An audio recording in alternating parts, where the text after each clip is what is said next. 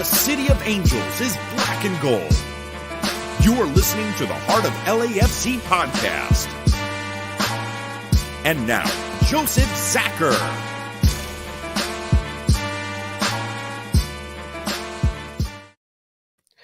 Greetings, Los Angeles. Welcome to episode 225 of the Heart of LAFC Podcast.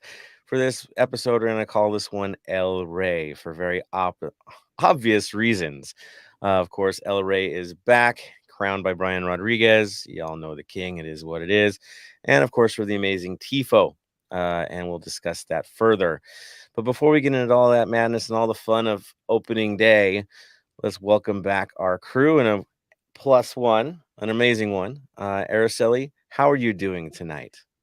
I'm doing well. Thanks for having me on.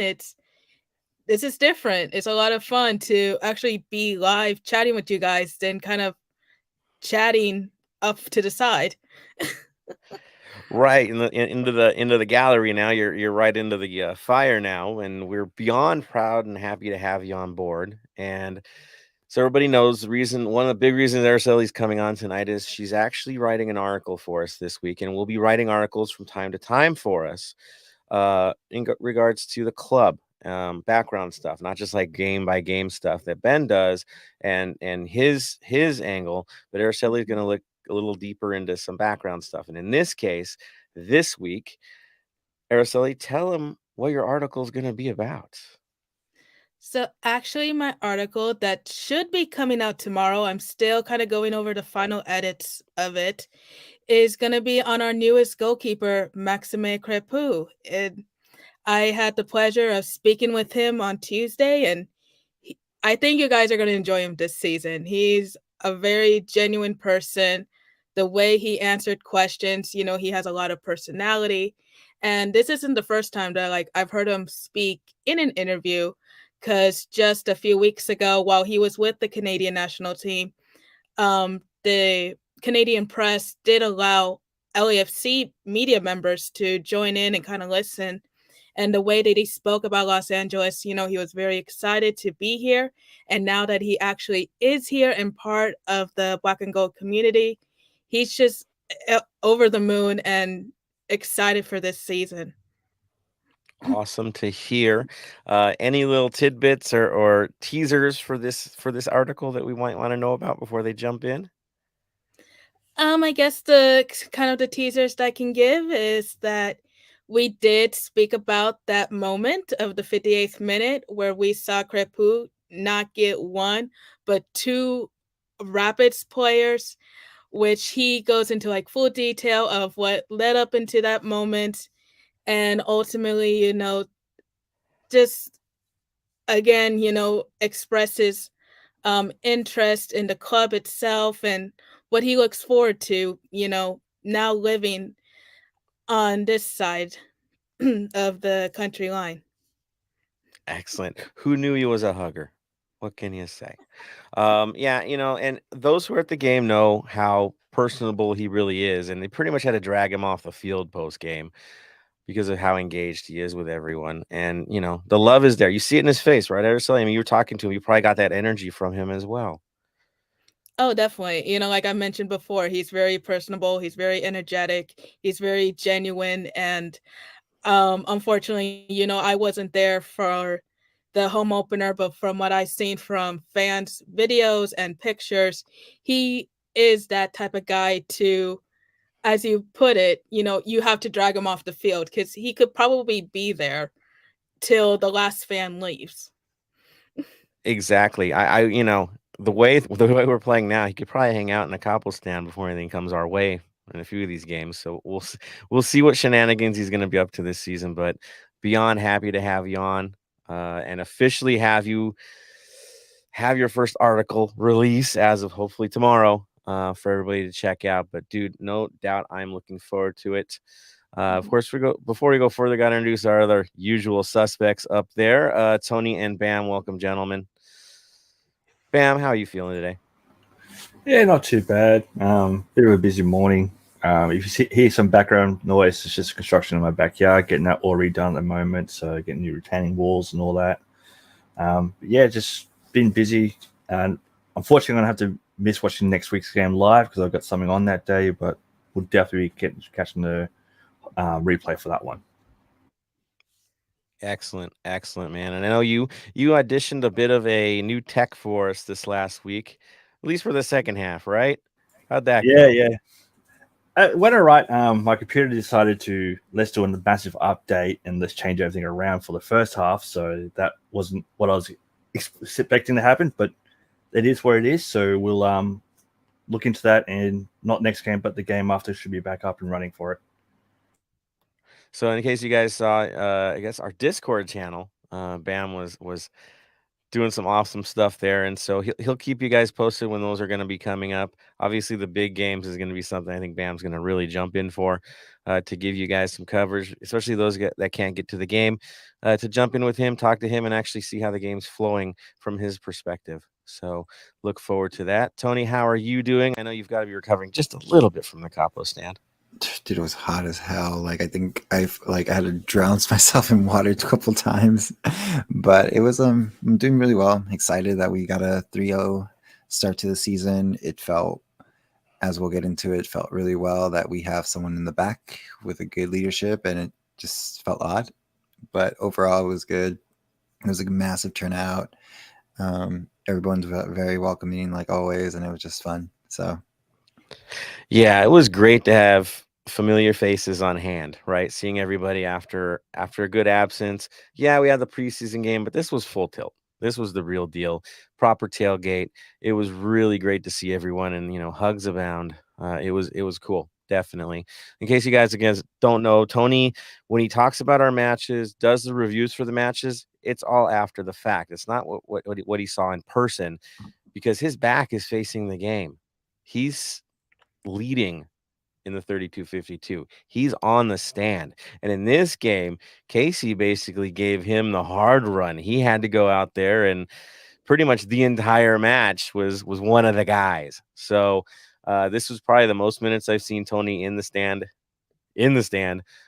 taking care of business. So Tony, good on you, man, for doing what you do, and then coming on with us after the fact and doing the homework to make it happen, dude. We're beyond thankful, brother. Good of course, stuff, man. Anytime. Like I said, it's all for you guys. It's all for the passion of this club that we all enjoy and love. And it's, like I said, it's no big deal. Like, anybody who is in my position who wants to do that, it's like, go for it. Like, I want you to take my spot almost.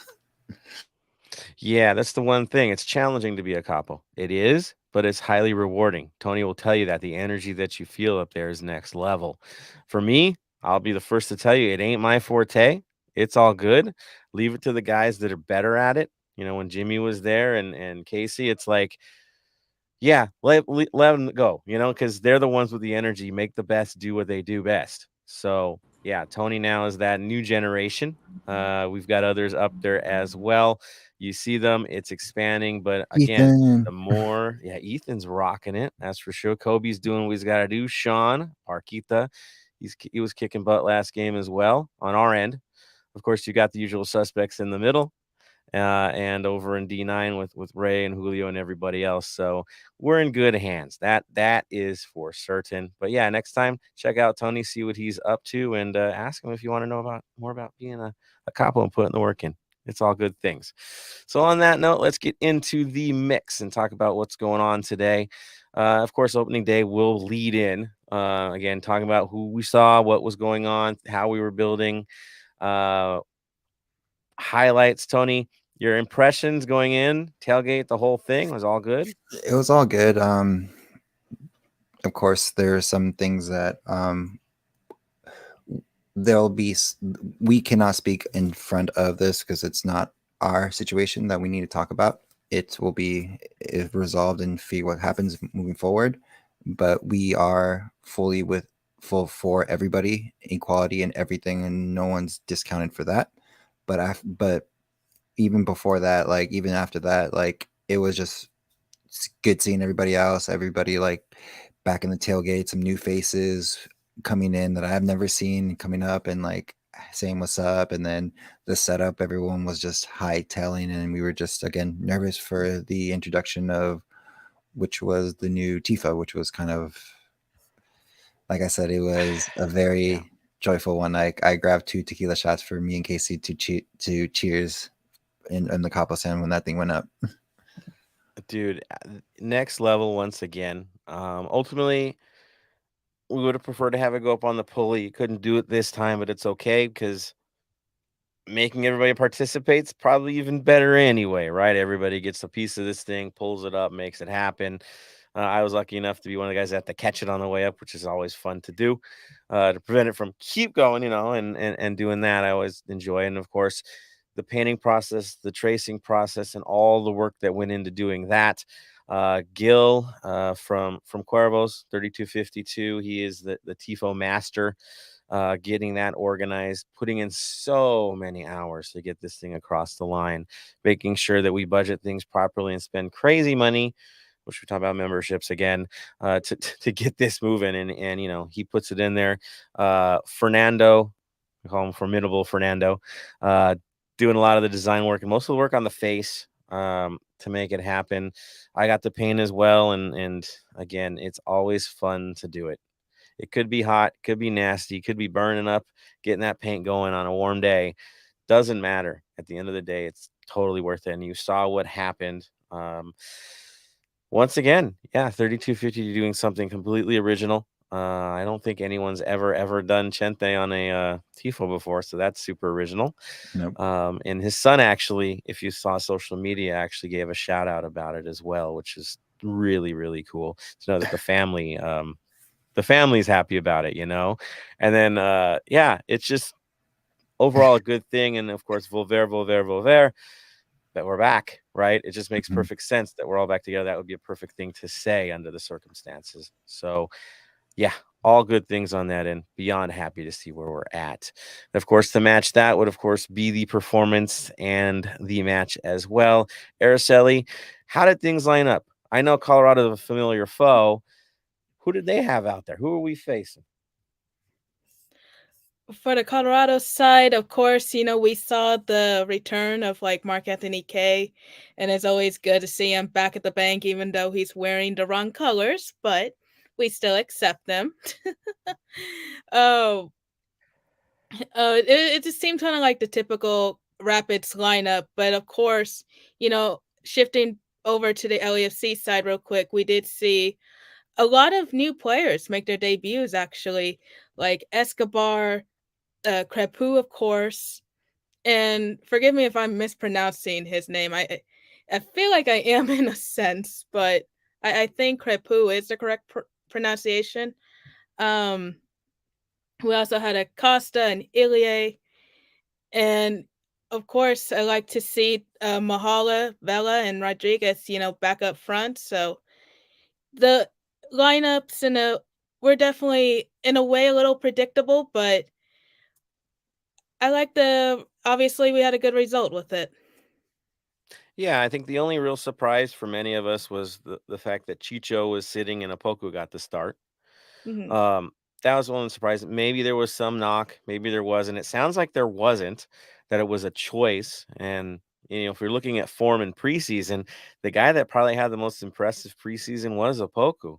So this could be a new era with Cherundolo, where if you're playing well, you're looking in form, that's who's going to get to play, rather than, well, we know the typical, this is the guys I trust. This is more of a opportunistic take on things by letting the guys that earn their place get out there and put the minutes in, which I'm good with. I think that's an awesome change. Instead of always going with your favorites, whether they're playing bad or playing good, that you're just giving the guys the best opportunity. That's a good thing. That's a healthy way of looking at a lineup. Other surprises, not much. I think from what we all saw there, that's kind of who we wanted. Palacios was a debate with Hollingshead, but he went with a guy that's been here all preseason, right? That's been there for the majority. So in trust and minutes, yeah. And then Palacios also had a great, setup for the last preseason game, so it just made sense. Early stages of the match, of course, were very tentative, you could say. Both sides feeling each other out. For me, it was more mature. I'll say that in the first 20 minutes or so, where it used to be where we run and gun, turn it over, run and gun, turn it over. A lot of choices were made where to play a little more conservative. Like we'd make a push, it didn't look right, we'd start it over. that's not something we used to do in the past, and now we're seeing a lot more of that. At least that's my impressions of the way it went out. Is yes, it can be exciting, but protecting things is important, and maintaining possession is important, and maintaining shape even more important. And that's exactly what we saw for the first few minutes as they're getting used to it. Of course, things kicked off wild. Tony, give us the highlights of this first half. What happened? So pretty much we started off Colorado is their first game again with a new lineup as well, because they don't have a DP. They just come off getting kicked out of the CCL. So we thought we were going to come out angry and stuff like that. And I was back with Mark Anthony K. Actually spoke with him because he was coming down the 32-52, and he didn't. From what he said, he didn't want to leave. That's from his words. He didn't want to leave. It was a team choice, but he didn't want to leave. He loves it. He loves it here, and he still has mad respect. I told him, for him, I was like, go to the World Cup and win it for yourself. Like, you know what I mean? He's like, that's the plan. So he was happy about that. But moving in forward to it, like the 13th minute, Vela almost started off his goal scoring super early, and fortunately went wide a little bit. But it was the moments of what Vela was pretty much working for his contract at this point. Let's just say, as I guess we're already in talks to re-signing him after one game. Okay. But so we're going to hear this a lot. In the 28th minute, we have Palacios to Illy to Vela to Acosta with a handball. And like I say, the reason I say this is because Illy and Acosta in that midfield just seem to mesh really well. I've never seen a midfield mesh this quickly in a short period of time, because again, the only returning person in the midfield is Sifu. Illy's new to the system, so is Acosta, and that's it. Sifu is the new quote unquote out to us, and he has to fit these guys in. But it seemed like they've been playing. The chemistry is right there. Like, they're playing well together, know where to find each other and everything. So Acosta was able to try to cross it, and one of the defenders for Colorado decided to raise his hand up more than he needed to, and first penalty of the year for the MLS, and Vela, just go for An it. otherwise steady Lalas Abubakar gets caught with a hand high. Like, otherwise, he's a pretty solid defender, but this game, they were tying him up in knots, and in this case, he made the mistake of bringing his hand up. Not quite natural, I would say, and he got caught on the play. Arisley, would you say that would pretty much stone cold penalty, right? Oh, definitely. I 100% agree with that. And to kind of go back to the lineups real quick, I forgot to mention that Chicho, he did not start because Sharondolo did say that he picked up an injury late into the preseason. So that's why we saw him kind of come in the second half. But no, I definitely agree with you, especially for that penalty. And, like Tony was saying with Ilie of how smart he is in the midfield, like, I had no doubts that he would blend in very well, very quickly. Of course, Sporting Kansas City misses him like crazy. It was the same feeling of when LAFC acquired Latif Blessing. So it does not surprise me that Ilie had a very strong performance for his first match. Will he continue to do that throughout the season? I hope so. But, going back to the penalty, I think it was well deserved, and it's definitely if I could argue, like, the confidence booster that Vela needed. Yeah, get one out of the way. If it has to be a penalty, let it be a penalty. Break the Mhm. duck. It's fine. And he did fine with it. It was no question it was going in. So, yeah, Aristotle, that is true. You've seen Ilie play live for a million matches, pretty much. You've seen the ups and downs, him playing multiple positions, health, not health. You have the kind of the inside track over all of us on Ilie. Was that a vintage Ilie performance, or even more is to be expected? I think that there's a bit more to be expected because the way that he played, as I mentioned, it doesn't surprise me because I have seen him play at that level before. But at the same time, I saw like a renewed energy in a sense, because I don't think Ilie was one of those players that wanted to leave Sporting Kansas City, because he has spent a lot of time here. building up that relationship with Andre Fontas, especially in the back. And last season, they really built that chemistry. So to see him leave not only shocked SKC fans, but I think it shocked him as well in a sense. So I'm very curious to see how he performs, especially in the Easter match when Sporting KC visits LAFC. But to answer your question, I think he can only go up from here.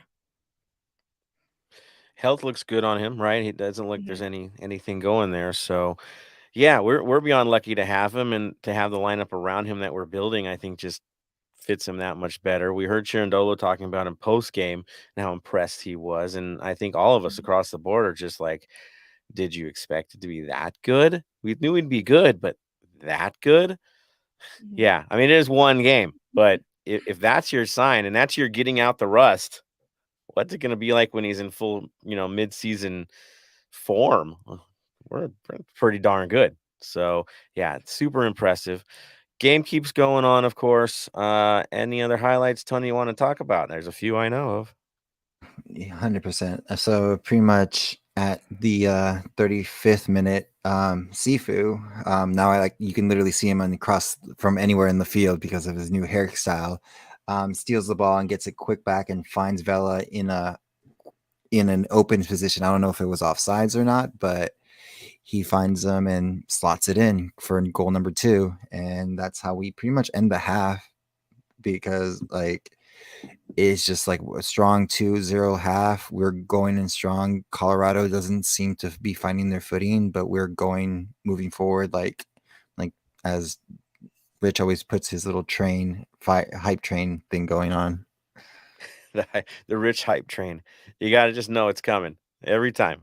I got to say, though, to see Vela fight off Lalas Abubakar again, make him look like a fool, on a full sprint, fighting a man off your back and having the wherewithal to get the proper touches ahead to finish it, this is a different Vela than last year. I think we all know this. And you got to wonder, was he really, really playing with a knock last year? Because that kind of speed didn't exist last season. What he put up in that moment was not Vela last year. And I know we've been talking in the offseason as well. Is he going to take more of a reserve role, setting it up? No, he's not. He's not. He knows exactly what he wants to do. And that moment right there, that breakaway, to know that he still has that in him, it blew my mind, honestly. It was that good. Bam, was that your impression as well? Like, where did that come from?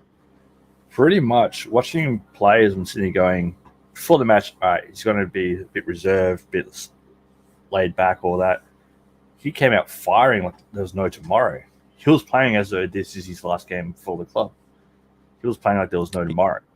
It was amazing. He's definitely playing right. Maybe he's going to have that mindset of every game could be my last, so I'm not going to let anything go, which that works for me. But right, that's pretty much the way I saw it. I saw it like going, he's coming in here. To him, he's got to give it all. He's playing for a contract, plain and simple. He wants to stay. He wants to get a big payout. And if he keeps playing like this, I think we might have to give him the big payout he wants. Let's give him the big payout, but after the Carson match, because I need this every week through that match. We need that. Don't give him a contract before then. Keep him hungry, right? I look at it at the moment, put it down to a week-by-week contract. You keep playing like this, we'll sign you for another week. You don't play like this, we'll think about it. Your extension is going to be weekly past the current one. Every time you get a good one, you extend the season a little bit longer. Sounds like some video game, man. That's hilarious. It was, again, super impressive. Araceli, the Vela performance after that second goal, were you like, what's next? Oh man, all 3 goals, I was pretty much the same way. Well, what's next? But especially after the second goal, if it's like he basically gave us all a masterclass of how to negotiate our contracts, really. Right? Sobering. Like, yes, I am the king, and this is how the king operates. Totally. So, game moves along. Yeah, let's push it out to there. 50th minute. Tony, break down the 50th minute goal, because that was, of course, perfection. It was, again, like I was saying before, Illy finds Sifu, who finds Vela, and it's the signature goal that we see him time and time again on the right side with his left foot, curler in for the hat trick. And that's when B-Rod decides to do the infamous famous crown picture. Now we need to make him a crown. We need a Vela crown. You've seen Babe Ruth pictures where he's wearing a crown, right? Home run king. Vela needs king of LA. He is the king of LA. You do that, you're king. Dude, classic left foot, right? That's his money foot. Like that's how it works. The funny part to me is when he did it before the shot happened, I think everybody went, "Oh, uh-oh." You could kind of see it. Like, "Oh man, he's got this guy beat. He's dead." And then Vela had a look on his face as he's taking the shot where he's already basically in his head celebrating this thing before he even lets it go. You could tell there was a smile on his face as he's ripping that ball. It was so confident, so pure. Yeah, absolute perfection. I gotta say, hats off, quite literally, for the hat trick. Amazing. Yeah, without a doubt. Tony, were you tempted to throw a hat? No, I was like, I wasn't Like, tempted to no. throw ahead. Like We know the rules in the stadium. Can't exactly. do it. Like, but I throw a wasn't tempted. beer. That's okay. You can throw as many beers as you want. That's perfectly fine. Just keep the cup in hand. Yeah, that was perfect. Of course, the game keeps going. There was one other good chance, 95th minute, right, Tony? Exactly. Sifu finds Chicho as he's been subbed in, and he finds Moose wide open. And I don't think Moose realized how much time he had, because he could have like taken his time and actually got the fourth goal, but he does a one time, and unfortunately the keeper was able to block it. And after that, it was kind of it. Like the only other big moment that we've been talking about since it is the encounter with Fall and Crepu. The bear hug. Dude, the bear hug was okay. So you got to understand, and I think the reason he did this was Fall kind of lost it a little bit with one of their guys. Okay, got a little too physical with the guy. Honestly, he earned it. And young kids, like, fine, you're gonna get it, and so he did it. So right there at that point, yellow card, right? Fall, is gonna get a yellow card. The worry is that they're gonna push him into something further, right? And it looked like Max, the wise Max, comes flying in knowing that he's got a guy in trouble. Risk of a red card already. You don't know where the ref's going to go with this thing. He's got to do something where, yes, the melee's happening, but he's got to take the tension on himself. He's a goalkeeper. If he takes the yellow card, big deal. He's not going to get a second one, right? 3-0. He's not going to have to worry about time wasting. So it's the safest guy to take one. So, okay. I'll neutralize the situation. And he really, to me, that's thinking outside the box. I think it's totally outstanding that he would do that. But a hug, nobody expected a hug. If you're one of those players, could you ever expect a hug? Like, what? Only a goalkeeper, right? Totally only a goalkeeper, right, Bam? Have you seen that before? Not with two players. That's for sure. No. I've seen it with one player, but not with two players. And the fact he got them both at the same time, it's just how embarrassing. How embarrassing. Right, Ursula? I mean, your thought on that was like, where could this be going, right? Oh, absolutely. I've seen all types of tackles and pushing, and I hate to keep referring back to like Sporting KC, but I don't know if you guys saw that match last season with Tim Melia where he did like the WWE style and threw the oh goodness, who did they play? But he drew one of the players like back, like it was rolled on with the Sounders, right? Yeah, it was the Rock even like tweeted about it. He's like, "That's called the rock bottom that you just did, sir." I like Tim, by the way. Tim is a great goalkeeper. He actually gave me his gloves one season, like both of them. Like, here, man, take them. End of season. He's a nice guy all the way around, but also intense. He's one of the best in the league. I've always believed, especially as a shot stopper. Dude's there. And yeah, that was one of those few moments like, where are you going with this? We have one now that's just as confident, if not more. There's such a level of confidence there, which brings us in, of course, into the individual player performance and who stood out. rating these guys, who was the top rated guys. Of course, we challenged everybody out there of who your top 3 was, right? Bam, you're taking the tallies. So before we talk about everybody, you got the tally down, right, Bam? You got this? Yeah. You got this? Yeah. All right. So before we do that, let's reveal our top 3. Bam, you should be leading this, man. Call it out. Go with my top 3. So I gave 3 points to Crepeau for the way that he was in goals, the way he ran out and defended our players. To me, that shows pure heart for our team. So for him, got the 3. 2 votes went to Vela, obviously. He scored the hat trick. And 1 vote for me, Opoku. He had a magnificent game. For his first game back from injury, that was great. So I went for that. Love it. Love it. Araceli, your top 3. My top 3 has to be, of course, Carlos Vela with 3 points. The hat trick, you can't deny that. Coming in second would be Crepeau. Excellent performance. First save, first clean sheet. Of course, we keep referencing this moment in the 58th minute. That definitely, if that doesn't earn him at least 2 points, then I don't know what will. And coming in last, I have to give it to Ilie. He had a very strong performance, and I may sound a little biased, but he is one of my favorite players, and I'm glad to see him do well. Love it. Tony. I would have to say Ilie for my top, just because he was the pretty much conductor of all 3 goals, not the penalty, but like what led to the handball for the goal. So I would say he'd be my top. Vela, of course, would be my second, and then Crepeau as my third, just because, like we've been saying, it's just like it felt nice to not have to worry about leadership in the back, and it was just very calming. It's the best way to say it. The whole thing about not having to worry, I think that's where my head's at right now. For me, I went more of like the bland newspaper top 3.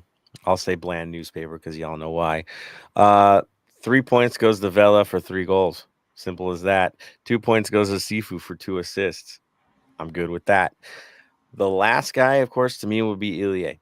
Why? He has big shoes to fill. Atuesta is still Atuesta, winning trophies without us now. Moving on, our graduate did well. But someone had to take that role over.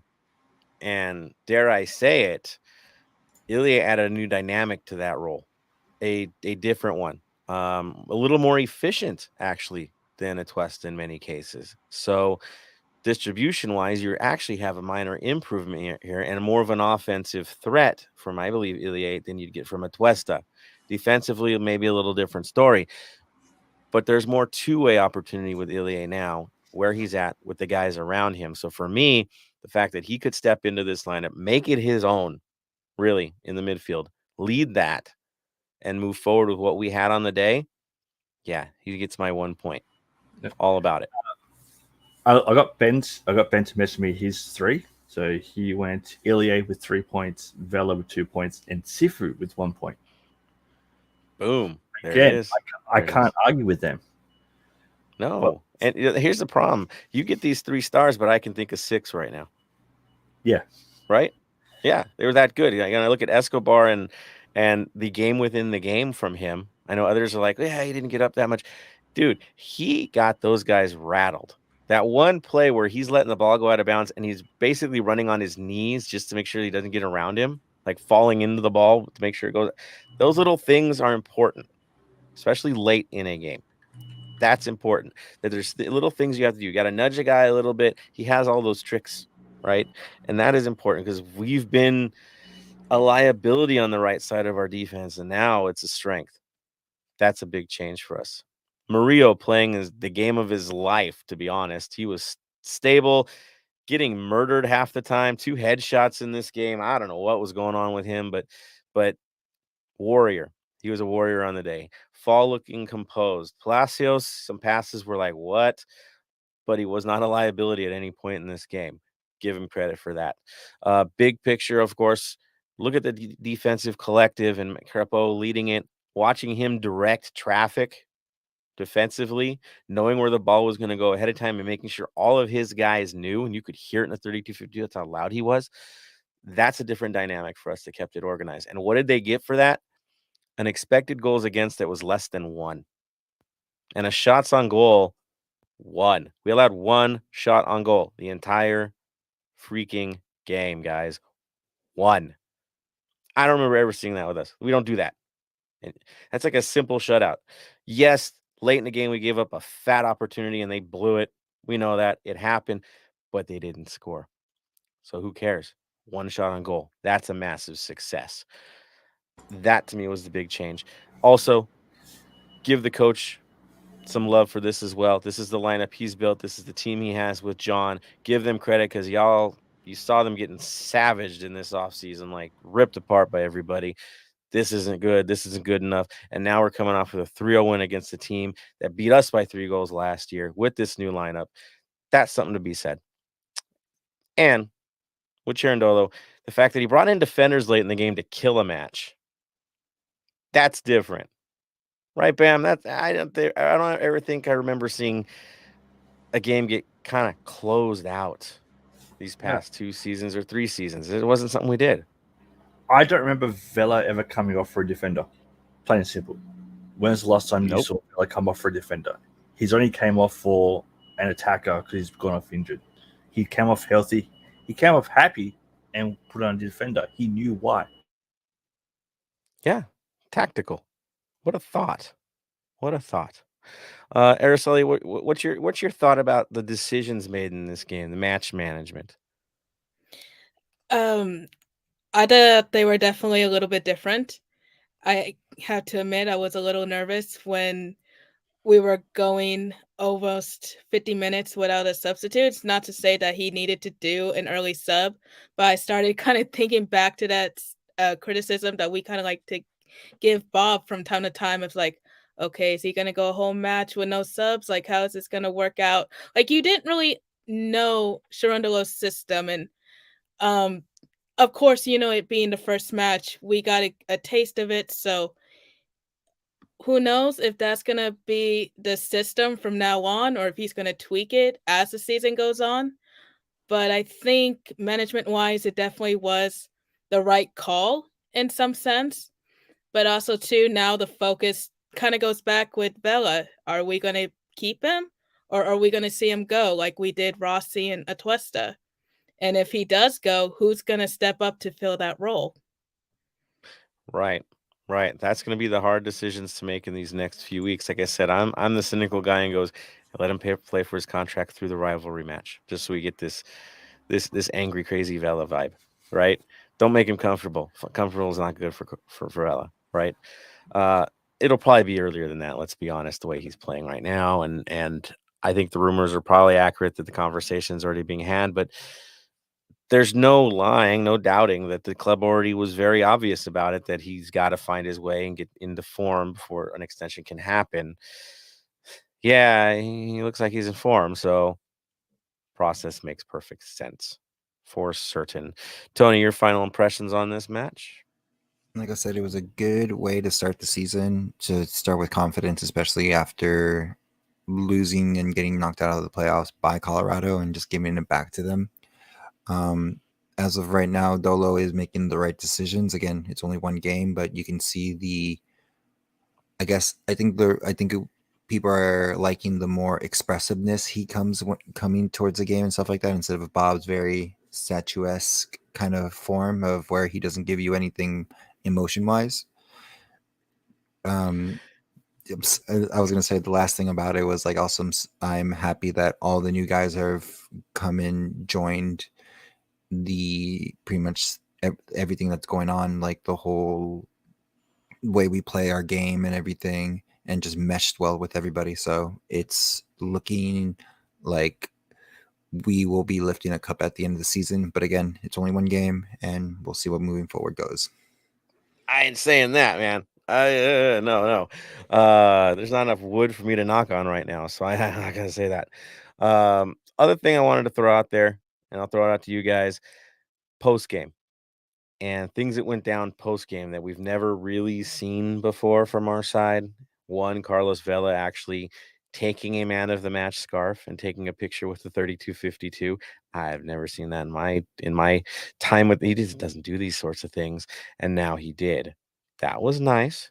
That was beautiful. And then Max leading a contingent of players, mostly our new signings, right? To continue the tradition that was started by Zimmerman back in the day, that long ago, right? To get the LAFC chant from everybody, and then forcing everybody to do it 3 times the Max way. So he's already made it kind of his tradition by making sure they do it 3 times. New traditions are a good thing, even though they're old, right? And the old tradition getting a new vibe, a new ownership, a new passion for it. These are good things. These are definitely good things. And of course, the shalala was proper. Having so many guys engaged in it. These are good things. Traditions continue even with new blood. So I'll say that. Good on everybody for being there. Max, we love you, man. Just for the supporter vibes that you give. We can tell you're a supporter at heart. So that is beyond respected. Araceli, your final thoughts on this before we move on to the gallery and see what everybody else is up to? Final thoughts are just more or less of the same. You can't really say much more beyond it because, of course, first game, first taste of the season, which is actually starting a lot sooner than most of us are used to. So to see the guys kind of like jump straight into it and get those 3 points, I hope that they can continue those performances throughout the season. And as far as the new guys, they seem to be ingrained well in the system. And of course, it's all still a learning process for everyone, not only for the new players, but for the new coach. And we even have a new director of football operations. So I'm not sure exactly how his role is going to affect everything, but I'm sure we might see some of him, especially for the summer window. I will say this about Mr. Garces. I did get a chance to talk to him. A couple of us did. He is a long-term guy. He is building the future of LAFC, the talent, the youngsters, expanding that out. So it's the football. It's talking about the long-term football of the club, stability in the academy, uh, a connection from the youngsters all the way up to the top side and where players develop and feel like advanced stuff. So like what you saw at Pachuca is kind of that on steroids. Okay, is what he's here for. Talking, I think I've mentioned this to others. Like it's like signing a DP. When we signed him, it's like signing another DP. That's how important he's going to be for the program, and hopefully we'll hear from him publicly soon. We'll see how that goes, because it would really be cool. I think you guys would really love to hear from him. So maybe it's some homework we can work on, right, Araceli? Maybe that could be a good interview. Yeah, I'm sure he's totally open to it too. So yeah, and we'll hear from him. I'm sure of it. I'm sure of it. All right, let's move into the community. Bam, did we have any Turkish Odyssey stuff, or we can move on from that? The only big news is that Rossi played a full 90 minutes in the 2-1 win over Kasımpaşa. The next game is at home to Trabzonspor, which will be 8 a.m. Sunday. So for you guys getting up early, getting the tailgating all packed into your car, you can chuck it on in the background and keep an eye on it. Other than that, that's all the news. No official signing yet or anything like that. He's still one of us for now. There it is. All right. Moving on. Let's see. Let's welcome everybody back into the mix. Jason Ariano gets the first jump into this. I know you're going to work right now and you'll be hearing this later from us, but man, good to have you commenting. He says, making a comment before you go on air. First off, I miss everyone. Awesome win. I'm excited for our backfield. I love seeing the fight in the team. And Daniel Henry is huge. Stay golden. Dude, he's a cool guy, man. He came over as well, I gotta say. Again, another potential LAFC player at the World Cup. So, all good things there. Mark Lopez giving the eyes. There we go. LAFC Beast. Good evening, ladies and gentlemen. He says to everyone. Beast is talking about Tony. He says, looking fresh. Tony, looking fresh, I must admit. Yes, fresh. They look so much better in person, don't they, guys? Just saying. Where can I find Araceli's article link, Beast? That will actually be on heartoflafc.com. Yes, we have one of those. I know. You can also find our latest podcast on there, but that is where Araceli is going to be releasing it. And of course, I'm sure it's going to find its way on social media, right, Araceli? Oh, for sure. It's gonna be it's gonna be shared everywhere. So I'm hoping to at least get it up by tomorrow morning. Like before the show started, I was like working on the final edits. It's going to be awesome. We can't wait, Araceli. It's going to be cool. And Beast, don't miss it. Check it out. I know you're excited too. Throw it out to the Midwest as well. Hooligan Ox in the mix. One of your neighbors, pretty much. Yeah, we love you, man. Holding it down in Kansas. Keep it up, man. We can't wait to see you back home as well. We all know this is home for him. LACB says, man, that game was beautiful. MVP 2019 Carlos Vela looked really good. If he can stay healthy, this team can make a run, which means take care of the man. Give him chances to rest at times. Keep the man healthy throughout the year. This is good things. All right. Carlos C says a lot of Sunday games this season. Loves Saturday night games. What's up with that? I'll be the first to say I don't like Sunday night games. This next one against Portland, Sunday at 7. I got kids, man. That is no fun, right? Hour drive after this game. Got to get them to bed because they don't want to miss out on this stuff. It's kind of tough on the Sundays. We all know it's made for TV, right? That's what it's about. It's made for TV. Okay. That, it's going to be 40 degrees. And Araceli's laughing at all of us right now. And I'm like, it's going to be 40 degrees. She goes, oh, a nice day. For us, we're freezing. Yeah. As you all know, it's going to be super cold. So maybe that benefits us anyway. LSCBs always see Joe on TV up front. Cool, man. I'm just there. It's kind of like my office at this point. I just have to be there. It's my people. Black Army right in the middle of the mix. And also I'm like one of the TIFO guys for Black Army. So the bag of flags and all the repair stuff is up there with me as well in case we get into any crazy stuff. Yes, I've brought myself to that back to basics again and loving every bit of it. Carlos C, the TIFO was sick, got a little emotional when it went up. Good choice for the opener. I agree. We have a thing with music in the 3252, in case y'all haven't noticed. We love iconic artists and throwing that up as TIFO. Not saying anything future, but in the now, it makes perfect sense. So definitely. LAFCB is one of the best TIFOs in LAFC history. Many rounds of applause to all those who worked on it. I agree. It is definitely top 5 in my book, maybe top 3. Victor Suarez, what's up, y'all? Love the name of this episode. Yeah, El Rey. It just makes perfect sense with everything.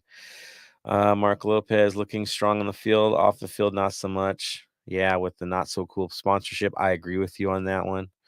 Was Chick-fil-A? I don't like it either. The Pride of Republic statement again. That will be hashed out by 3252 and Pride Republic. Yeah, and we'll put it there. And again, big picture stuff. That's what we're going to focus on going forward here. That's how it plays. Get off my lawn. This is a good one. Get off my lawn. Who's new? Welcome to the show. Says Ilie, what a great addition to the team. Agreed. Q Cardi, will Moon Hwan have minutes this coming game given how physical Portland plays? I think so. I wouldn't be shocked by that. He's got to get some minutes at some point. Would it be as a right back in this grinder match? No, we need Escobar's sandpaper out there. But you could see maybe him coming in as a defensive mid at some point. I think that might be realistic, or even some wing play at some point. We'll see. We can see where he fits. Just risk wise is a different story. LACB, Crepu got a yellow for standing up for his teammates. Did great. Yeah, love it. And yes, do it for LA. Shout out from Beast on Do It for LA. I like the song. You guys like the song, right? We're all good with the song. It's a winner. Right up there with Styx' album, man. We're in good hands, that's for sure. Victor Suarez, Chicho on the bench was surprising for sure. Glad he got minutes in. Agreed. Roberto Espinoza, I'm late again. You're never late. You're just fashionable, man. That's all. LSCB bosses in that mid, Acosta and Sanchez, they made some beautiful passes. They did. Hooligan Ox, Max and Vince interviewed Sanchez. If you haven't heard it, go and check it out. Yeah, Ilie, that interview was on point. Definitely go check it out. Max and Vince rocked on that one. Don't miss it. You'll get a good idea. Get off my list says, give me Cliff Notes. Oh, Lord. Cliff Notes. Maybe some Cliff Notes about the Portland match. Good interview. Great how he breaks down his game. Agreed. LAC Beast. LAC made 5 subs towards the end. Question for the entire pound. Do you guys like the 5 subs or prefer the traditional 3 subs? So, in case y'all didn't realize it, I know you're seeing 3 subs in other leagues going back to 3 again. We have a deal with FIFA. We're the kind of the experimental league on the 5 subs. You're like, what was for the pandemic? It was, but not anymore. Now it's an experiment for FIFA. They want to see how it affects matches. And we've taken it upon ourselves to be one of those pilot leagues to do that. So that's why you see the 5 still. I don't talk a whole lot about it, but honestly, in my opinion, 5 is cool. It forces teams to buy more players that are decent, right? MLS has been notorious where you get maybe 12 or 13 good players. Well, now with 5 subs, you need to get deeper with talented players. It also gives the younger guys a chance that you're trying to move up and develop minutes, because now you have 5 subs, whether you need them or not, you get the chance to get people minutes. So for me, I dig it. I'd rather have a fresh game for the full 90. So 5 is good on my end. I'll throw it to my panel here. Araceli, what is your thoughts on the 5 versus the 3? I think 5 is definitely very beneficial. I know 3 is very, it's the traditional in a sense, but to have 5, it kind of goes off of what you're saying of it gives the new players, especially like academy players that are looking to move up, give them some minutes, even if it's 2 minutes or 30 seconds. Any kind of playing time is better than none. And it gives you a chance to see what they can do. Exactly. There it is. Bam, your take? I like it, especially in the league where we have to go play on some of the worst surfaces ever with AstroTurf. So with that, with players having to possibly getting injured earlier on in the game, being able to do a sub there, I like it. Good stuff, Tony. I'm still on the fence about it, just because I'm so about traditionalism about the sports, and of course tactics do change, and that's fine and all. But I thought it was for mostly COVID and just in case of like something that happened. But I don't know, it could change the game into the better because it'd be more tactical. Because now you can kind of like make it more about like the 5 players that you can bring in and stuff like that. Europe wise, I don't know if that would work so well, just because they have such high quality players overall in the bench. So injuries wise, Yeah, I there's think it not makes sense. So big go for teams. it. There's not a big drop off, right? Honestly, in Europe, you'd have to think that it might give a huge advantage to the deeper, richer teams because, well, Mhm. yeah, they can have an entire squad of starters and nobody else can, right? Not at that level. The other thought is it makes it a younger game in some ways because the game's going to move quicker, but in other ways, it can extend a player in his 30s to go deeper in a career because he doesn't have to worry about going the full 90, right? There's a sub waiting for him. So, more faces out there to play. Good. But yeah, definitely if it's a deep league or has like super clubs in it, then this could be a real disadvantage for everybody else. I get you, Tony, on that one for sure. Yeah. But MLS, though, where things are intentionally balanced, I think it's ideal. I really Yeah. do. Here comes Get Off My Lawn. He says, oh, dang, second endorsement. I'm on it. LASC Beast, his new hairstyle threw me off throughout the game, talking about Cifuentes. Yeah, I was like, who is that? Who is that? I kept in my head, like, I had to pause, like, and then I'm like, oh, it's Sifu. Yeah. I don't know. It was weird. Hooligan Ox with the hype train. Marvin Chavez. Vela's wife wanted to move back to Europe. I wonder how that's going on with Ukraine and Europe being more in danger.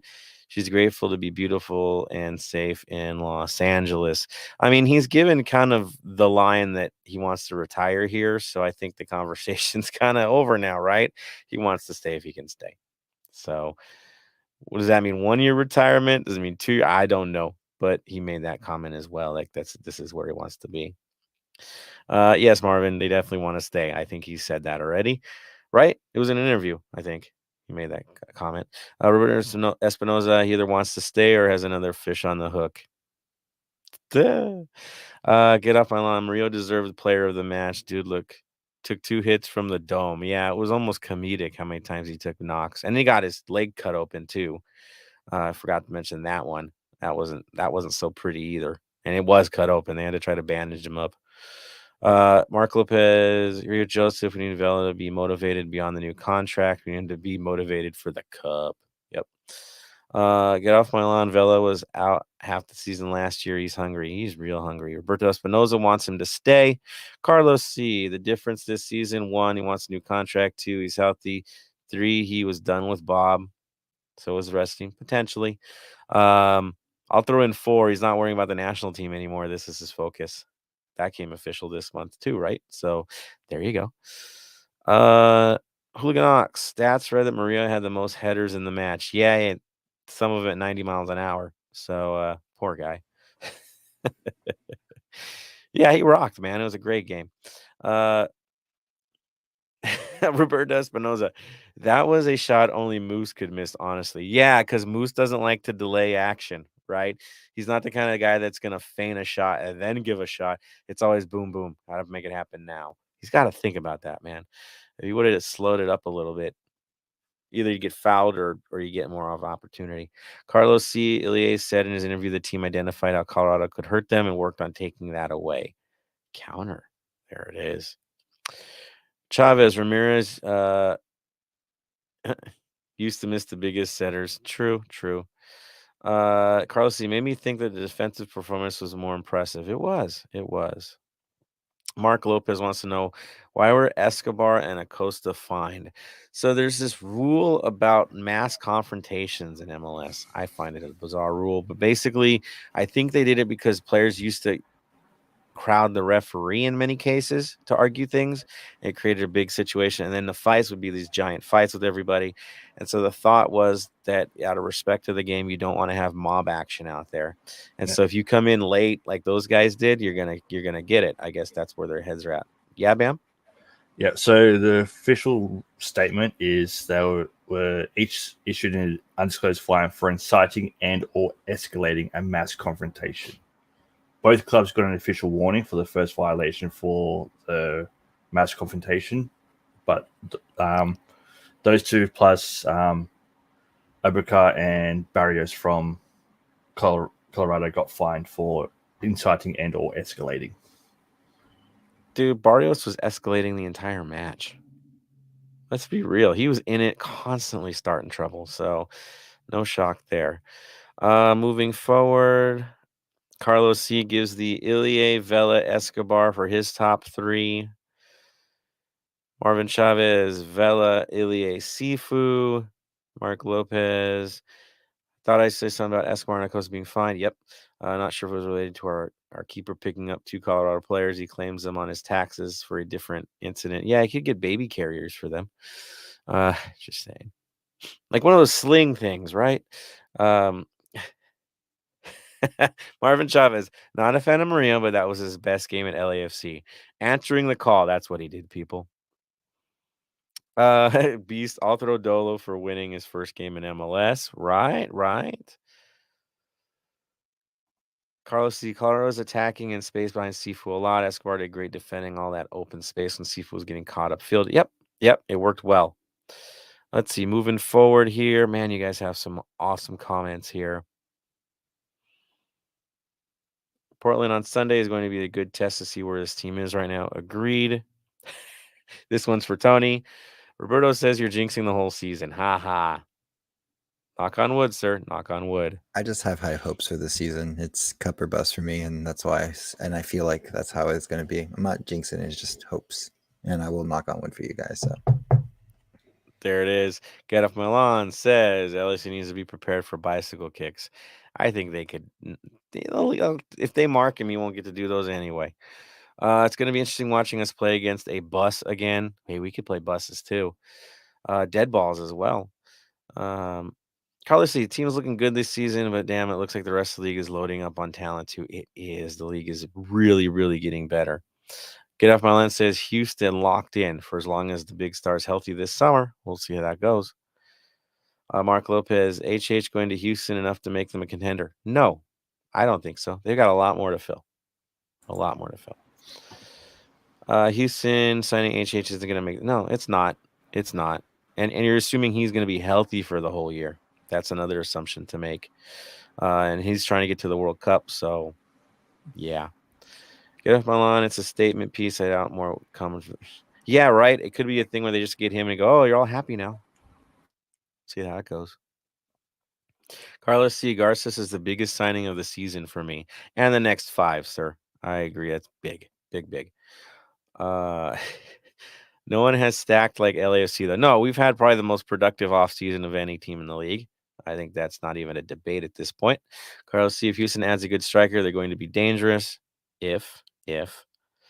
Mark Lopez, summer window going to be interesting. We'll see even more tooling up across the league. So what we see now isn't what we'll see later. But that includes with us and our future DP. Exactly, Mark. Exactly. David Briscoe, met Joseph at the game. Does that count as being a celebrity? If I'm a celebrity, there's something wrong with this world. I'm just saying. That ain't, yeah. My paycheck suggests otherwise. I'll leave that at that. My book, yes, no. Hooligan Ox, didn't like Sunday matches either, especially at night since they start late out here.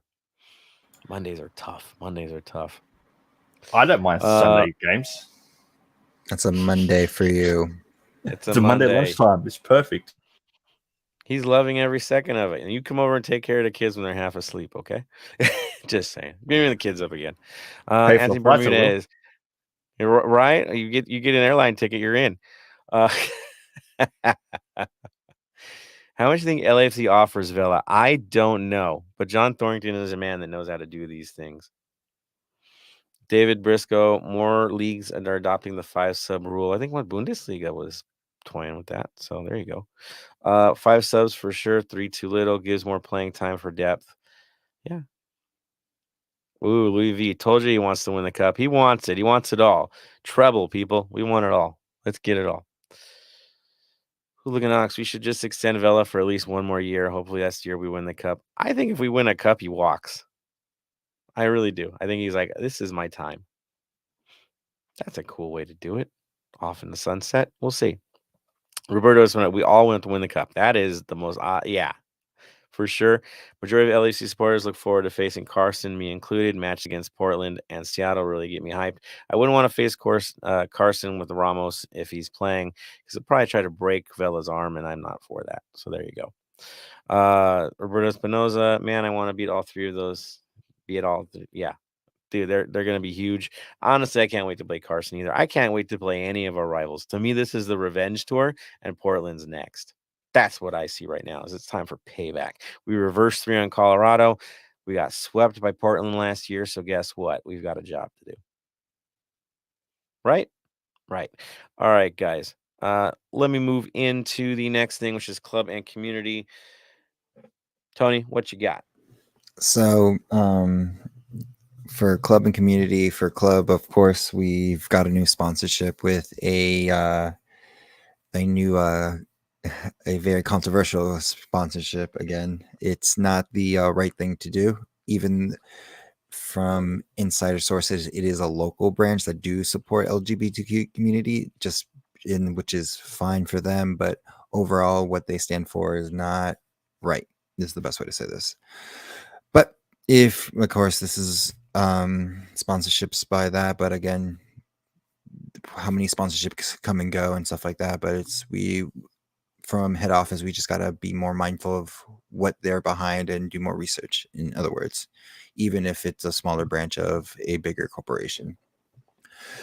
But on a better note, it's again, 3252 membership is up and live again. And this time I can actually tell you what you get this time. So of course you get the 3252 scarf. It's our 5th anniversary scarf for this one.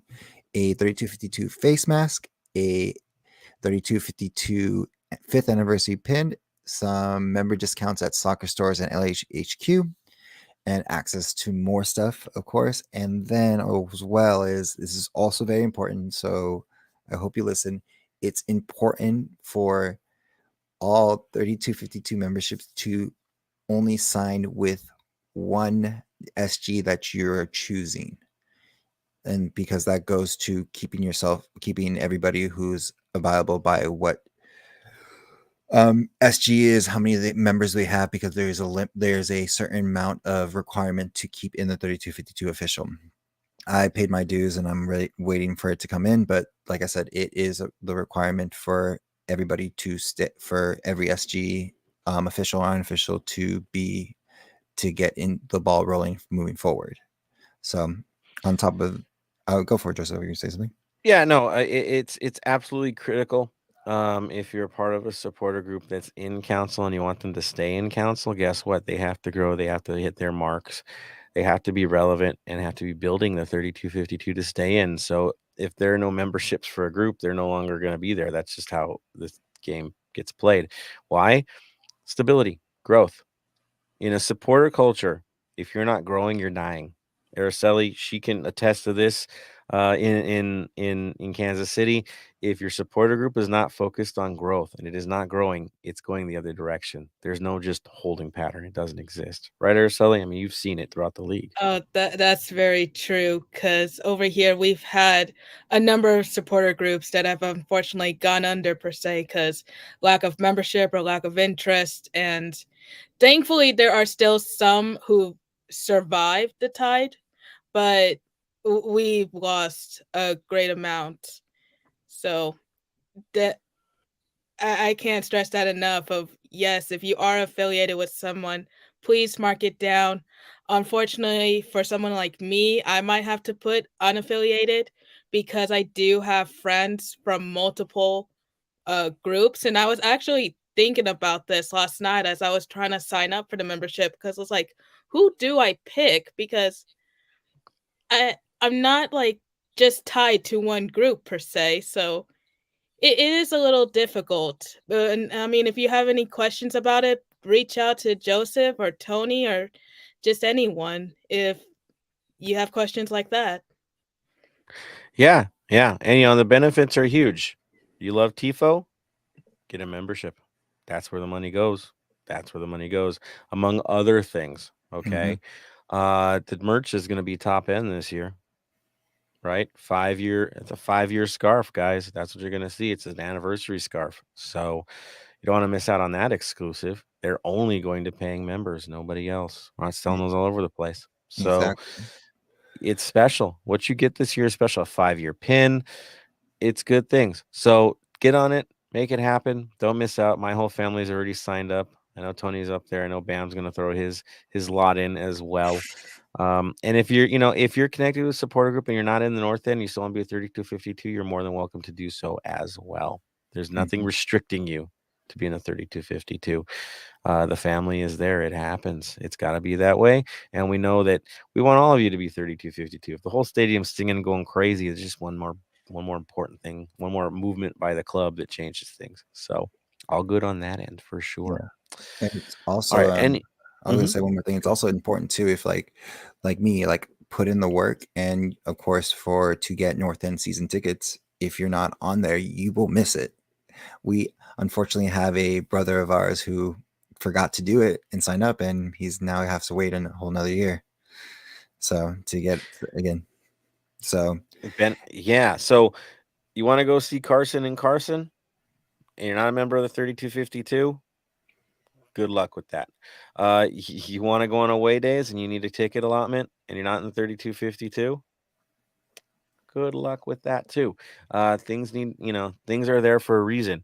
You support the 3252. It does what it can. I know it's crazy and massive and all that.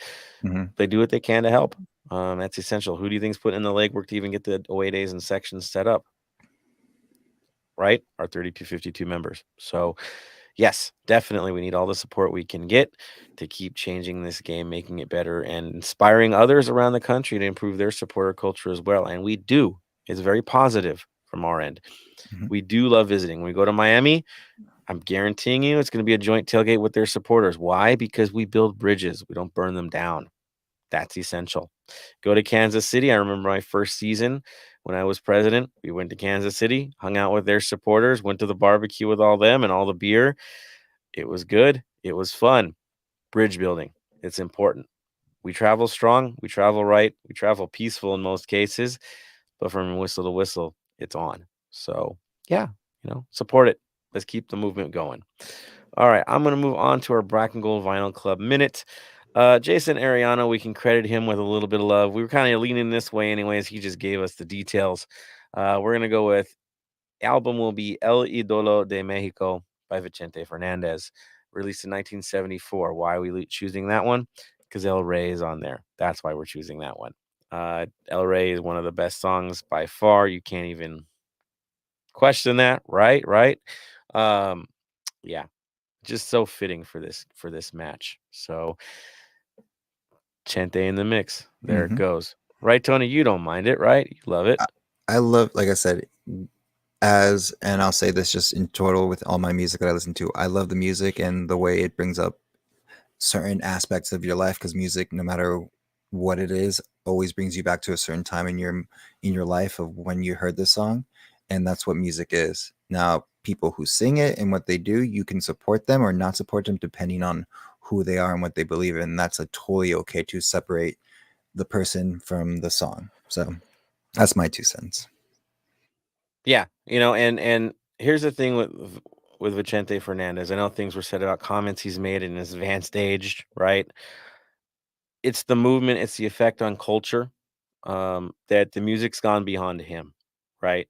And what he's produced. And so it's become something that's cultural, that's become identification with family, with experience in life.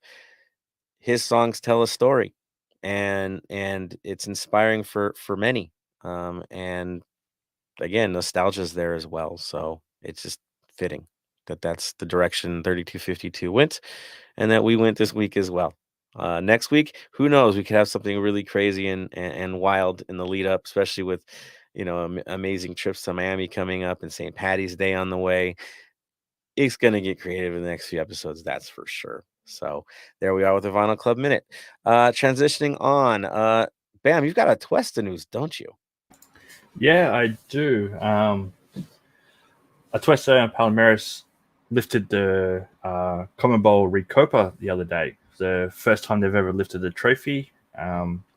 It's over 2 legs for the final, so you don't see that much these days, but it's still a 2-leg final. So away they finished 2-2, and then at home they ended up winning 2-0 with the second goal coming from a beautiful Atuesta assist. So overall they won 4-2 in aggregate and lifted the CONMEBOL Recopa for the first time, which good on him. And for those that haven't seen, just go jump on Twitter and see a beautiful photo of Atuesta holding the trophy. There it is. Dude, it was beautiful seeing on social media the trophy. Like, that was so cool to see one of ours get to that level. On top of giving his own against Chelsea, dude, he just keeps getting better and better and better. And it's like, that's one of our guys. He developed here in many ways. Yeah, happy for him. I think we're all proud of him. It's good. Definitely good. All right, moving on to the LAFC versus Portland match. I know this one's going to go a little long today, but it's worth it, people. We're facing a familiar foe, and as far as I'm concerned, when we talk about nemesis, yeah, we all talk about Carson, but for me, for what I see on the field and the turbulent nature when we play this team, to me, the players see this one as more of a rivalry than anything else because it's just plain nasty. They don't like each other. Generation by generation, from season 1, when these two teams clash, it's controversial, it's a war, it's physical, it's nasty, it's football. I love it. I love this crazy match. I really do. Yes, they've broken our hearts, but we've broken theirs too, and that's what makes it a good rivalry. So yes, our familiar foes are back. They swept us last year. I think they're on a 5-game streak against us, which is totally not cool. So we got to take the power back. That is for sure. And rip these dudes and get our revenge. That's where we're at. Yeah. Hello, ugly. We're coming after you. That's how it's got to be. And the team with the ugliest jersey in the league. I'll just throw that in there as well. Looks like some mail order Walmart like dress pattern. It's some special bad. Maybe Winnebago curtains. It's special kind of ugly. So it's fitting for that team. That's what I'll say there. So, bam, who's in, who's out? What are we looking for with this side? With this side, it's pretty much a standard for them. So Ivanik in the back, Van Recken, Bravo, Tulioma, the Chara brothers, obviously. So to them, not much has changed from last year. Yeah, I mean, a little different this last match because it was a 4-4-2 setup because Blanco didn't get to play till late. Thinking though, do you think Blanco's going to start in this one? Oh, definitely. I think they'll just keep him fresh for this game. Plain and simple. There it is. Yeah, so I think so too. Tony, looking at the run of form and what they did in this last match, and of course, I guess they're playing CCL, something like that. What's going on? Good, bad, and ugly with these guys? So the good for them is they're all healthy because like last time we've been facing them, they've been like, one of their star players has been out, injured, suspension, so on and so forth. But start of a new season, everyone's ready to go. The bad is they're coming off a tie. Unfortunately, they should have technically won because there was an controversial offsides call that could have gone either way, but they didn't get it, so they're out for blood, especially now that they're facing us. And the ugly, or the good for us, is they are us of last season. They can't seem to finish the plays or finish their chances, because if you watch the highlights of their last couple games or watch a little bit of their game against New England, they could not get the chances in or have the final touch to do it. But again, it's them. They hate us. We hate them. There's no love lost for this. We go at each other no matter who we put on. It's going to be a hard tussle, and I can't wait to see the new aggressive look that we have against them and see how they handle it. There it is. Yeah, the good battle you see, it's Portland. Portland's always ugly. There it is. What do they play? Well, the Savarese system, right? So counterattacking, park the bus when necessary, total pragmatic football, physical football, get you all angry, get you off your game, throw some edge into it. The little smash mouth. I'll say that, which is how Savarese played when he was a player, right? Smash mouth. It makes perfect sense. They build it for a team that does this, so you have to expect shenanigans. They don't like us, we don't like them. So that's the thing. Could be 4-4-2, could be the 4-2-3-1 if Blanco's getting the start. We're just used to seeing playing 4-2-3-1 because it seemed to always play 4-2-3-1. It's not like a shock. With Portland, you just know what to expect. They set their lineup. That's it for the year. In case there's injuries, you see changes, but they're pretty darn predictable as their approach. They really are. They just try to do that approach better than everyone else. That's the Portland way. So not a shock. In terms of depth, going into their lineup, of course, Nias Goda is probably going to be your top striker, but they also have Mora and Ikowa, who I believe are dealing with injuries. Chara out on the left. Bodley could be there as well. Blanco, of course, would be your number 10 in the middle. Chara could be the backup for that as well, or Moreno, right wing, Aspria, Moreno, or Loria, depending on the match. Number 6, yeah, definitely Diego Chara. Paredes is expected. Maybe Williamson at times. So Van Rankin on the right back. Bonilla's an option there too. Right center back, McGraw or Mabiala. Tuiloma is left center back over Zuparich, who I believe is injured still anyway, has some issues. And then left back, Bravo, Rasmussen. So depth is there. They've got a more aged team, I think you could say, more established side. No shocker there. Again, they're kind of easy to predict. It's just a matter of breaking a team like that down. And yes, they don't mind parking the bus. There it is. Do I think there's a big difference for us, though, in dealing with a team that does that? Yes, we now have guys that can serve from distance, that can hit dead balls if they want to play the foul game. You saw an interesting dynamic last match where if it was a left-footed preference, free kick, it would be Vela. And if it was right-footed preference, oh, yeah, Acosta's there to take care of business. We saw a little glimpse of that, but now you have that option from both sides. And so if they want to play cheap with us, give up a bunch of free kicks, we could burn them. Different dynamic this year. Something to look forward to. That's for sure. From us, what do we expect? Bam. What are you expecting to see from us? Is any changes to the lineup, or is that what we're going for? I expect us to make one major change in the back. For what happened last game and getting 2 9-mile-an-hour balls to the head, I think we're going to rest Murillo. With that and the cut on his leg, with our depth in defense, we can rest him. So to me, I wouldn't mind seeing him rested, and I could see us also starting Chicho as well. Yeah, I could definitely see Chicho getting those minutes for this one. It would make sense. And it's nice to see that our team is still playing that shift up top where sometimes you're in the middle, sometimes you're in the right, sometimes you're in the left. So that variance to kind of pick out where the weak spots are in a back line works with what we have. I could see Chicho getting the start this time. Yeah, if he's feeling right, that makes perfect sense. Murillo, yeah, the big question is who replaces Murillo. That's the conversation. Tony, if you were going to have Murillo out of this match, who takes his job? Ibaga, to be honest. Like, he's like the perfect one with height and everything. There's no other person unless we have Steady Eddie, but unfortunately he's not available just yet. So Ibaga is going to be my prime choice for. Ibiaga. Okay. Araceli, your center backs. If it's not Murillo, who do you go with?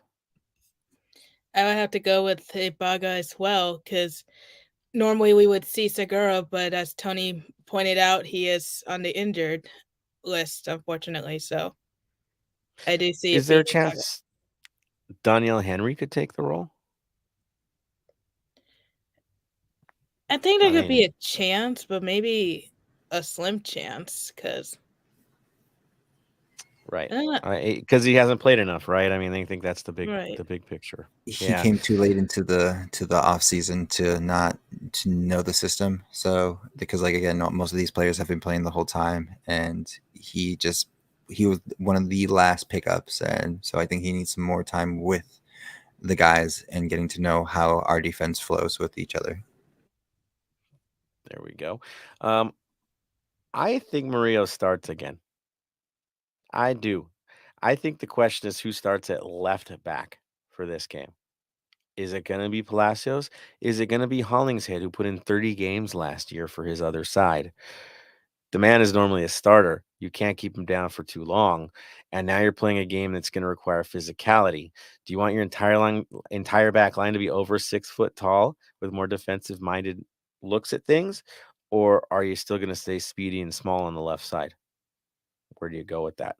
Where do you guys think? Bam. Who starts at left back? I'm going to give it to Palacios still for now. He had a good game. It wasn't a great game. It was a good game. And for that, he hasn't lost that spot yet. If you see them starting to lob over from that side, yeah, you could do an earlier sub. But at the moment, for me, I'm staying Palacios. Nice. Araceli, where are you at on that one? I'm staying with Palacios as well. I hate to refer to him as the safe bet. Of course, we still don't know Cerundolo's system. And even though we got a taste of it for the season opener, I'm still kind of making him like unpredictable in a way until maybe after the 5th game. Then we can probably start to understand where he's thinking. But I would say Palacios. There we are. Tony? It's his spot to lose until because like he said, he's on a thin rope. It's his starting spot until to lose. So he keeps performing the way he's doing because he did well last game. He keeps his spot, but he's got a very short leash with I think everybody in the LAFC community, and also who knows what Dolo thinks, because again, Dolo has been with us for a year, so he's seen what Palacios has done wrong and has done well. There it is. I still have a funny feeling about Hollingshead simply because I just have nightmares of that last time we were up there and we gave up 2 cheapies from that side of the field. And so that's where my head's at right now, on that unpredictable, bouncing, crazy field that they call a pitch. It's disgusting. So, yeah, I don't know. I think physicality is going to win the day on this one. Midfield, you guys see any changes or stays the same? Stays the same. It's the same. There it is. So we're looking at the lineup. The only thing is it Chicho? Is it Apoko? Does Murillo start? Yeah, not a whole lot of changes there. We'll throw it up to you guys in a few seconds there. Nice. So that's looking at our potential lineups. Any other things you want to add to this mix, Tony? Nothing really. Like I said, we will give it to them. Is like, do you start Chicho or do you keep Opoko in and see how he keeps developing? There we go. Araceli? Nothing really new to add. I mean, we've kind of already covered it all. I'm very excited to see how LAFC handles Portland, because if the last game was any indication to how they'll perform, I would hope to see Ilias and especially again in the midfield, if they're able to neutralize the Chara brothers early on, who knows? This could be a season for revenge. There we are. Bam. No, like we might see some changes on the bench as well. Don't know about that. Like Jennings scored a goal for Lights in the last friendly, and Danny Trejo scored a brace for the Lights in the last friendly as well. So looks like they're doing it right over there in the friendly. So keep an eye on them during the season, that's for sure. And you might see them pop up on the bench. Open Cup, people. Open Cup, right? You might see something there. All right, my final take is, again, home cooking wins the day. I think with the 3252 reeling it in, full fan base, I think we're going to have a good attendance for this one. Contrary to what some hack reporters like to talk about, we'll put our own in. We'll own this thing, and we'll coming out looking good. So that's my take on that. But I'll throw it out to you guys and your takes. So let's see where everybody else's heads are at on this one. Comments going in. Boy, guys, we're doing a lot of supporter stuff. So let's see. Portland. Yeah, you guys are talking about Galaxy, I see on there as well. So Carson stuff. Forget those fools. All right. Good ones. Oh yeah, 3252. So that guy's talking about the dues and all that. I think we covered that pretty well. I like this one. I was gonna say the only dues is the 3252. Like everybody else is pretty free, as from what I know. From BAs and like other ones I know. Maybe they do it for other SGs, but the only dues is technically the 3252 that I know of. Some groups have it. I know some groups we don't at Black Army, but I know some others do. But there's a package of merch connected to it, so just depends on the group. Everyone's a little different. That's the When's the fun of a deadline union. for membership? I would say as soon as possible. There's still, I think it's going to be open for the year, but in reality, if I think it's get it done or summer. else, yeah, summer would be when they It's usually can really summer take cut a off. census. Yeah, but I don't think it's shutting down anytime soon. Just get it taken care of. You get a discount. That's like a huge thing. So there it is. And no, Huganox, Araceli has not joined the BA. She is independent, loving our side. It's all about the black and gold. So there you go. Roberto, I can take waiting for discount. Right, exactly. Discount. David threw an interesting question out there. Is it possible to get away tickets if you're unaffiliated? From what I heard, Miami, probably. It depends on the match. We'll leave it like that. It really does depend on the match and the demand for the match, where things get distributed. Yeah, you look at too, right? Like you can go from paying an away ticket for $30 through the 3252 and all that kind of stuff to paying $300 on the aftermarket as well. So if you look at it that way, $35 now saves you a couple of hundred later on. It's worth it. Right. Get off my line says whistle to whistle. I'm gonna borrow that. It's all about whistle to whistle. That's the supporter culture, right? You have to be part of an SG. It would be preferred if you were in an SG, since those are the groups that are kind of command and control, you could say. Um, Accountability side of things, and yeah, it helps to be in an SG, that's for sure. Communication's the key thing. Yeah. Uh, I get off my line. Better chance if you claim a gang, I mean affiliate with an SG. It's not a gang. It's not a gang. It's just keeping things organized again. Yeah, it's funny. There's no initiations. Don't worry, people. Uh, Not cool, man, but it's easier when you're in an SG. Active, communicative, about willing to travel, and putting in work, like doing TIFOs and all that stuff. It's just, again, easier to organize when groups are organized, and yeah, filters down in terms of it. So, yep. David Briscoe, I don't live in LA, so it's hard, but thanks for the info, guys. I'll Bam take doesn't live in this one. LA. Yeah. Araceli doesn't live in LA. With me, for example, I'm a part of BA. To me, they're all my brothers and sisters. I'm in there. There's a Slack running, so each groups have like a Discord or a Slack or a group chat going. So you're always in there talking to each other, keeping up to date with what's going on, celebrating each other's birthdays.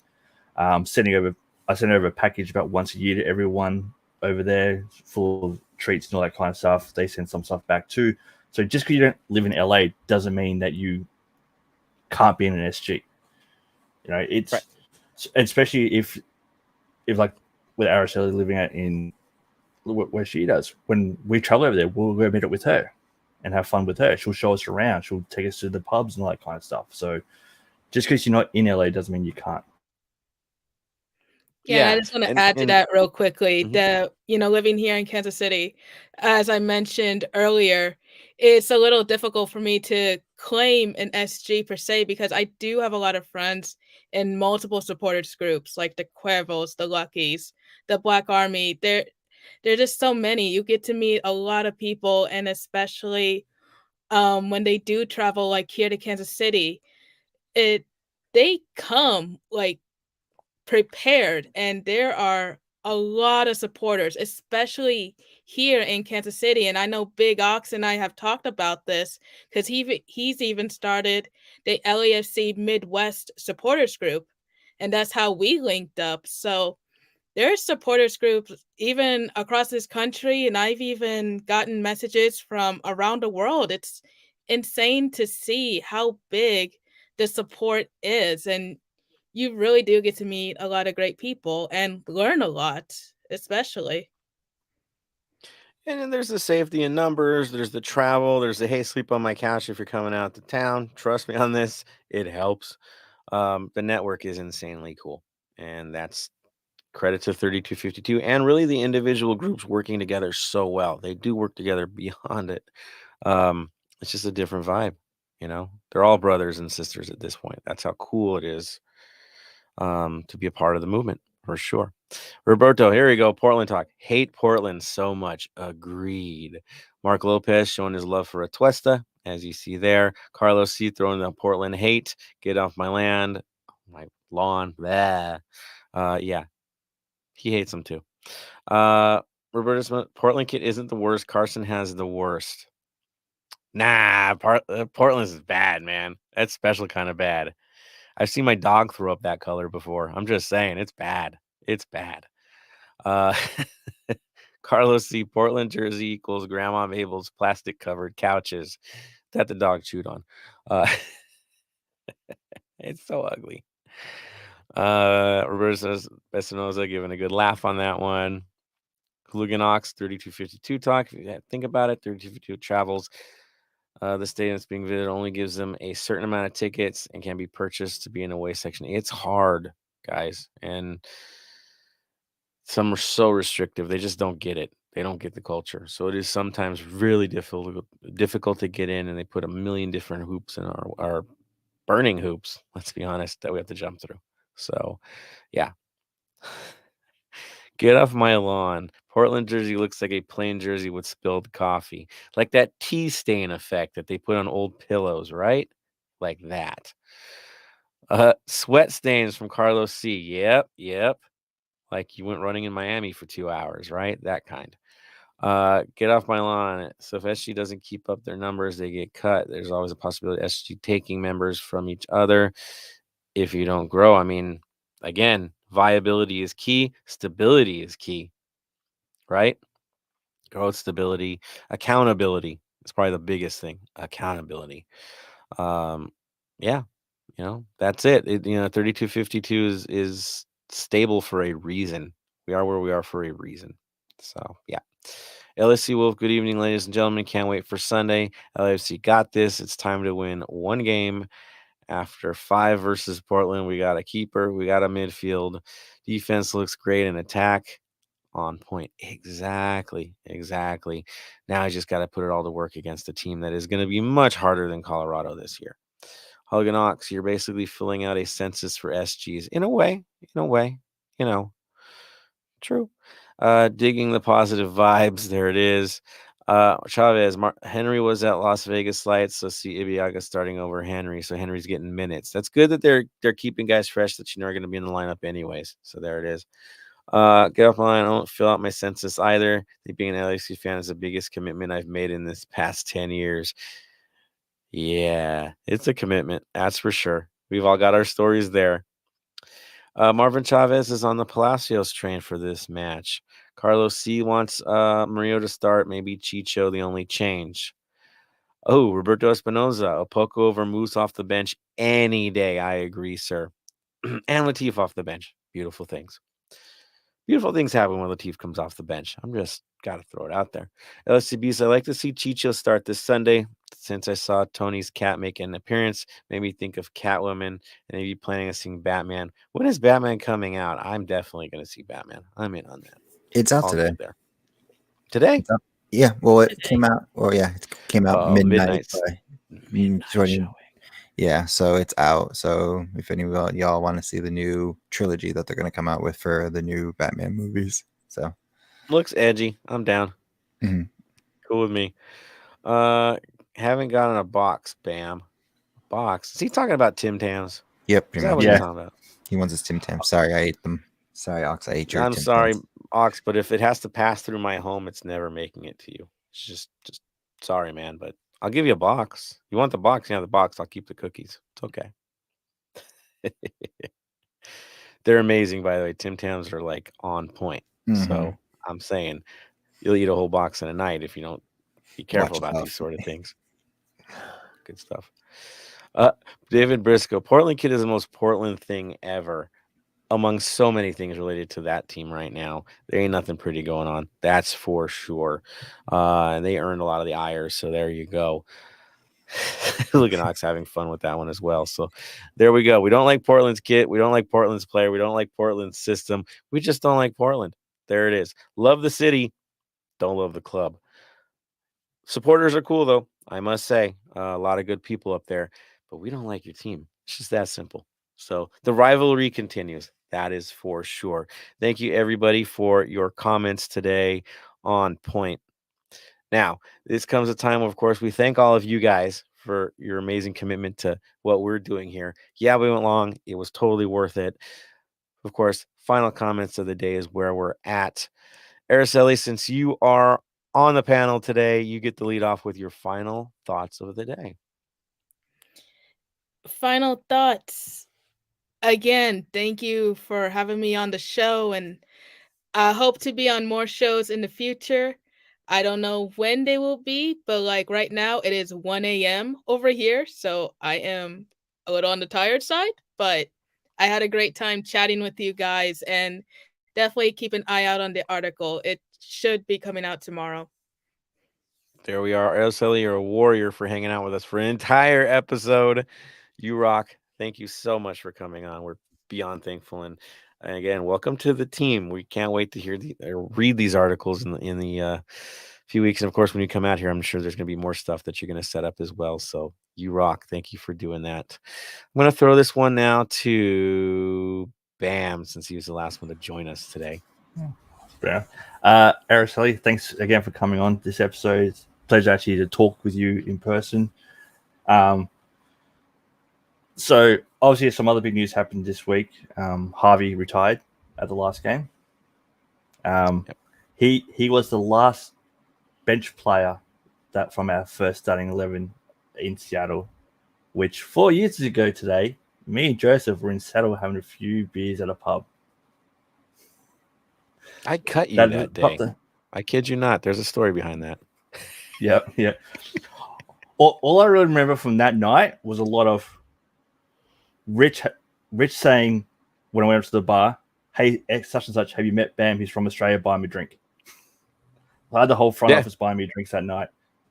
It was an amazing trip. Well worth the 40 hours we spent in Seattle, 20 hours flying total. It was well worth it all. To everyone out there, a blur, right, sir? Yes. And then waking up for the game the next day and going, I can't drink anymore, but continue drinking. To everyone in the chat, thanks for coming on again today. If you're bored this weekend, I just noticed that hit up Monty, because Monty's got the Sydney Derby on this weekend. So he's Western Sydney Wanderers are playing Sydney FC in the A-League. So get on to Monty from the Expos, give him shit and all that kind of stuff. But it should be good. It's always fun messing with Monty. It's so worth it. He's game for it. That's what makes it so awesome. So, exactly. I mentioned to him during the week, how does it feel you never be as cool as your son? It's so true. None of us are as cool as his son. That's the problem. Love it. Thank you, brother, for that. And yes, Pyramid Brewing, I believe, is where we were at for that one. So many good memories. Tifo incidents as well, right, sir? And then seeing a sleet storm at halftime and then owning it and getting the win. What times. What amazing times. And the tunnel, right? The tunnel. Never forget that. Oh, walking up into the stadium, the noise was deafening. Right. Really changing it. So good things. Tony, you have the floor, sir. So again, have to do the first part of the say. Vaccination cards and 72 hour negative COVID. But the good thing is I don't know if it passed today or LA will have their no mask mandate anymore. So only in big areas. So you can wear them outside, inside. It doesn't matter anymore unless it's in a hospital or federal building and stuff like that. So just leaving it out there. So when you guys are going to the game, you don't like, I can't get in because I didn't do this. I just want to make sure you guys get in, have a good time, and make sure you get in there. Remember, our LAC community is welcoming to anyone. Doesn't matter your race, your sexuality, what you consider yourself. We welcome anyone part of any side of the group around the world. We love you as brothers, as sisters, as everything. So just remember that no one's here to hurt anybody. We're just here to enjoy the game we all grew up watching and playing. And also, let's just have fun Sunday. I'll see you guys early again. Have a drink with me and let's go LAFC. There we are. My final thoughts on this one again. Thank you, everyone, for putting up with the 90 minutes of madness that we put on for this episode. Yeah, we're pushing 90 people. There you go. Whistle to whistle all the way. Beyond thankful to Araceli, Bam, Tony for doing what you do. Araceli, I can't wait to read the article. I'm super excited about that. Ben, of course, will have his coverage on the weekend as well. So love what you're doing as well, Ben. Thank you to the faithful, always putting up the comments, keeping it honest on there as well. Honesty is a good thing. You don't hold back, and we respect that. All good on that. As Tony said, yes, respect is essential in LAFC in the 3252. If anyone's not feeling welcome, we're not cool with that. That's for certain. Also, I know that there is no intention to exclude anyone ever. Seeing what we've seen, I know that things will work out the proper way. That's how it's done here. Information will be shared that will need to be shared. I don't speak for any other people. They speak for themselves. And of course, if anybody has questions about what's going on in 3252, never, ever, ever hesitate. Talk to me directly. Talk to Tony directly. Talk to any of us directly. We're all an open book here. So see me at the game. Talk to me at the game. I love having the conversations, whether it's football, whether it's culture, whether it's about our lovely city. Throw it my way. I love it. And of course, sharing a beer with all you is always a pleasure. So we'll see you in the North End. We'll see you in Christmas Tree Lane. Of course, tradition as it dictates, we must all say the word of the day. So, Bam, I'll start with you. Word of the day, sir. Stay golden. Tony? Stay golden. Araceli. Stay golden. And from me to all of you, stay golden, Los Angeles.